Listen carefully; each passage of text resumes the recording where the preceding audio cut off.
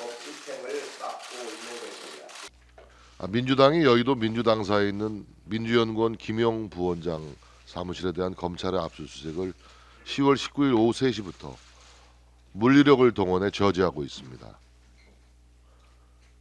민주당은 국정감사를 일방적으로 중단시키고 모든 국회의원을 당사로 집결시켰습니다. 민주당 의원들의 농성은 지금까지 계속되고 있습니다.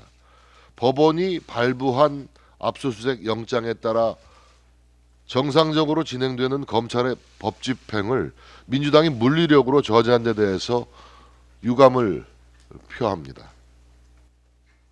정당한 법 집행을 가로막는 민주당의 행위는 어떠한 명분으로도 정당화될 수 없습니다.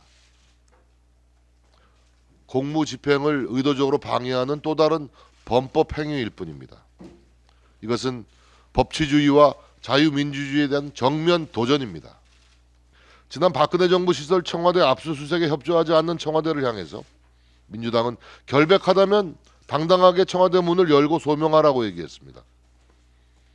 문재인 정권은 집권 직후 적폐청산이라는 선동적인 구호 아래 모든 부처에 위원회를 설치하고 적폐청산 작업을 조직적으로 진행했습니다.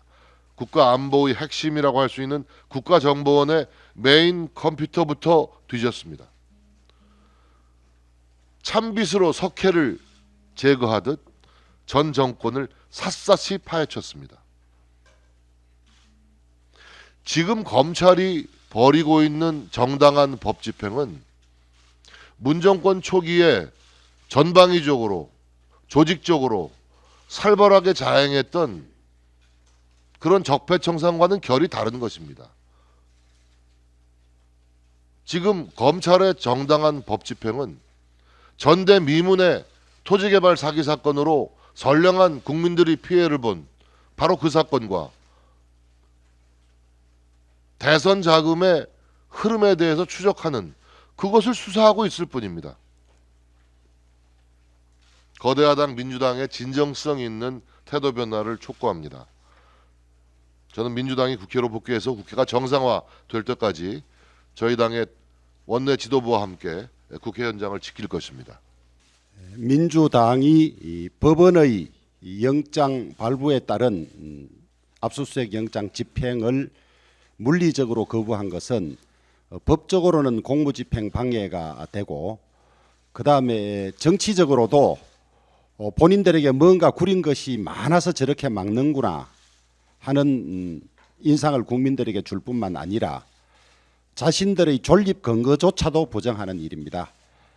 민주당 국회의원들 지위가 법에 따라 주어져 있고 대한민국은 법치주의다. 법에 따라서 시스템으로 운영하자는 합의는 이미 수십 년째 해오고 있는 일입니다.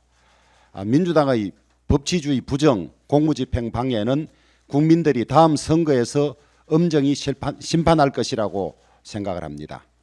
불법 정치자금 수수의 파장이 어디로 튈지 가늠이 어려우니 대응도 우왕좌왕할 수밖에 없을 텐데요.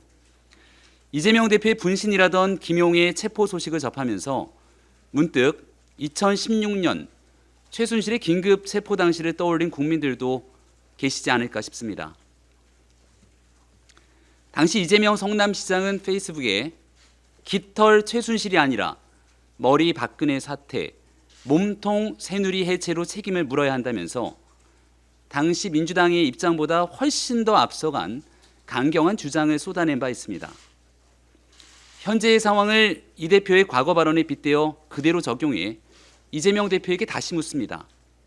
긴급 체포된 김용의 혐의가 확실하다면 깃털 김용이 아니라 머리 이재명 사퇴, 몸통 민주당 해체로 책임을 물어야 하는 것 아니겠습니까?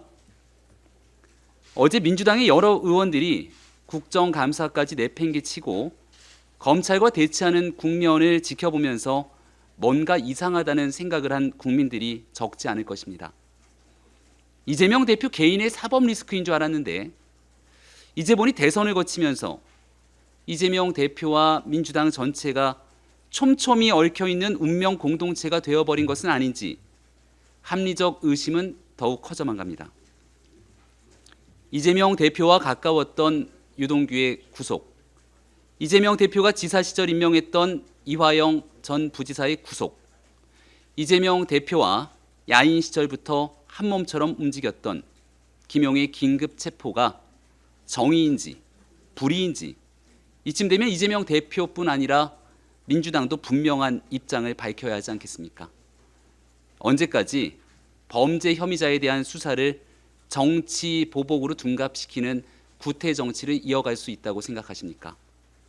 민주당은 불법 정치 자금에 연루된 범죄 혐의자를 두둔하는 파렴치한 행위를 즉각 중단하고 국정감사에 복귀하여 국민의 민생을 챙기는 정치 본연의 역할에 집중해 줄 것을 촉구합니다.